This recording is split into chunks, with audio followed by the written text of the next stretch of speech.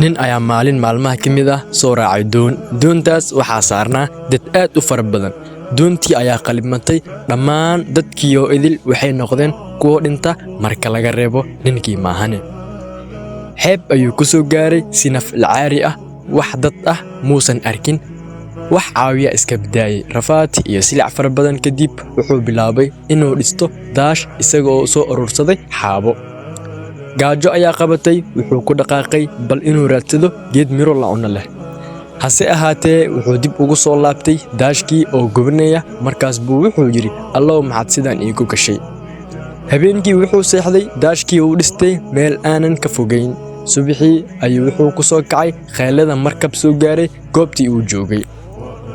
raggii markabka saarnaa ayaa soo badbaadiyey. markii ay meel dhexe maraysayna ayuu ku yidhi, war niman yahow sidee ku ogaateen inaan joogo goobtaas?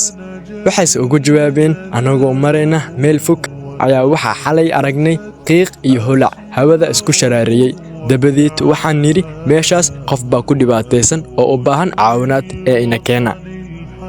sidii ayaa kuugu imaanay, kuguna soo badbaadinay. fiiro gaar ah. haddaba ilaahay subxaanahu wa tacaalaa wuxuu wanaag kuu soo marinayaa meel aadan filinin, ee weligaa ha ku degdegin inaad ka xumaato go'aankiisa. ninkan wuxuu ka xanaaqay daashkii laga gubay, balse ilaahay subxaanahu wa tacaalaa wuxuu dabkaas ugu beddelay badbaado iyo isaga oo dhulkiisii iyo dadkiisii ku laabtay.